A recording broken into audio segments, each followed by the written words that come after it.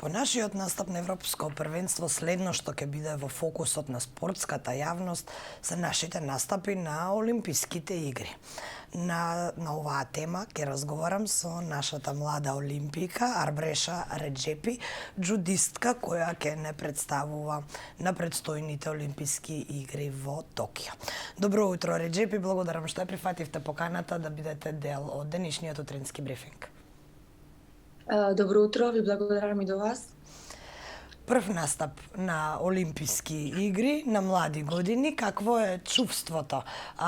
Пред се, какви чувства ви доаѓаат и колку долго се подготвувавте за ова? Дали очекувавте дека сите овие резултати ќе ве одведат до Олимписките игри?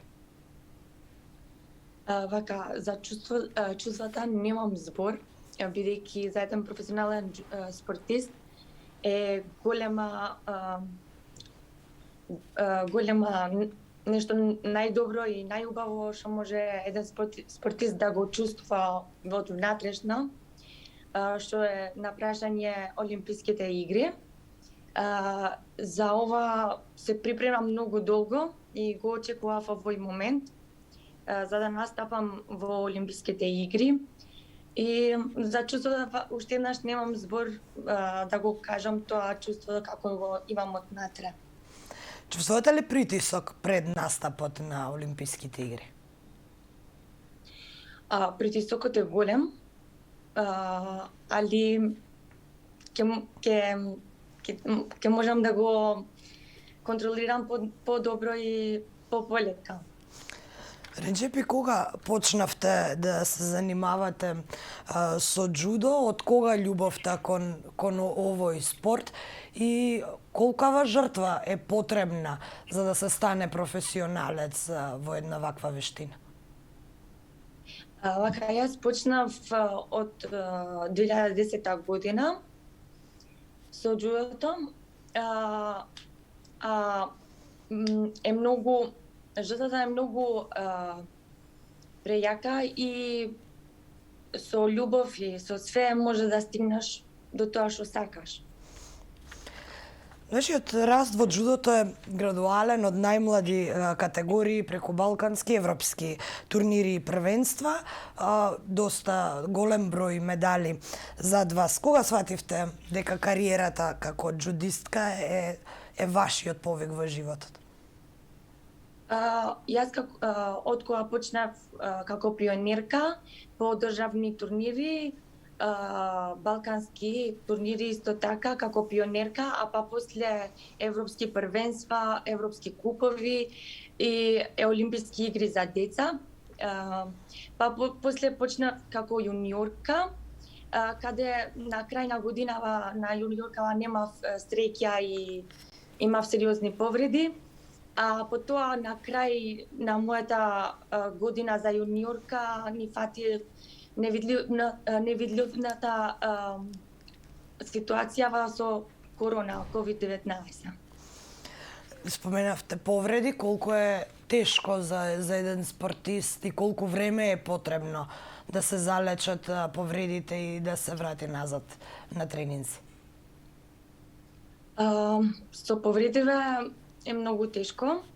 Ако збориме за сериозни повреди, тие може да те однесат од 6 месеци до 1 година и повеќе да се реабилитираш. Исто така јас имав 2 такви сериозни повреди и ми требаше долго време додека да се реабилитирам. Џудото како спорт има за цел да го надвладее противникот или да го изфрли од рамнотежа. Колку оваа дисциплина или оваа филозофија влијае во вашиот личен живот и на носењето одлуки? Спортот, џудото влијае многу, зашто ти прави храбар, здрав и многу позитивни работи како човек. Тешко ли е да се совладаат потезите кои се клучни за да се биде успешна џудистка? Колку време е потребно да се совладаат некои од оние техники како катаме, атеми и слично? Техниките на џудо треба да бидеш интелигентен,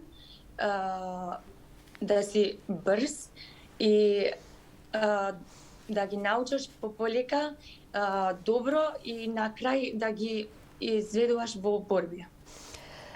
Реджепи, ја споменавме и пандемијата, како влијаеше на вас лично целата оваа состојба со пандемијата, година и половина бевме затворени. Што се случуваше на почетокот? Дали ви беа откажани тренинзите или сепак како индивидуален спорт можеби наоѓавте полесен начин за тренинзи во живо?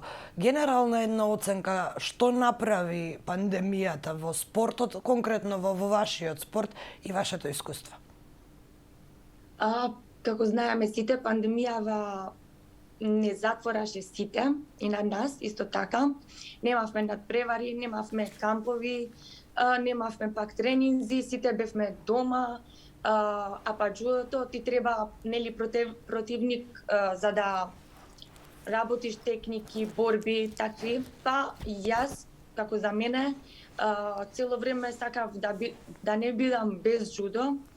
Работев сама дома, само да не останам без джудо. Али беше многу тешко време, тешка година, зашто не бев научена без тренинзи, без напорни тренинзи, вака што полека и тоа го поминав. И Реджепи, сега кога се вратиме на предстојниот настап на Олимписките игри во Јапонија, како течат подготовките и дали ја познавате добро конкуренцијата таму? Што очекувате од овој настап?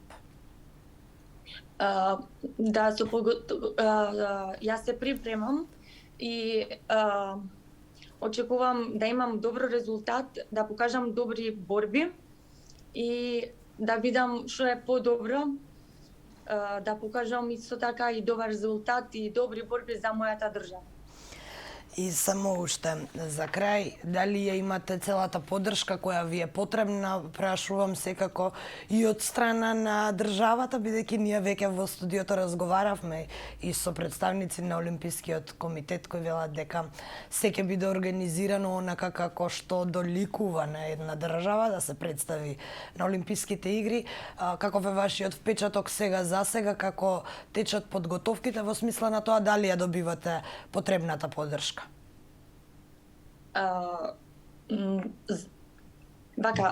Е добро, супер. Ја имам многу поддршка од државата, од Олимпски комитет, исто така и од Джудо федерацијава. Сакам да спомнам сега на 1 јули Джудо федерацијава ни направи да идевме во Хрватска тренинг камп да се подготувам за да одам во Јапонија. И вака што имам многу поддршка и многу сум задоволна. Арбреша Реджепи, поддршка ќе имате и од медиумите и од нашата редакција. Ви посакуваме многу успех на Олимписките игри и се надевам дека ќе се видиме со некој медал овде во студиото кога ќе се вратите назад. Благодарам за ова гостување. Ви благодарам многу и за вас.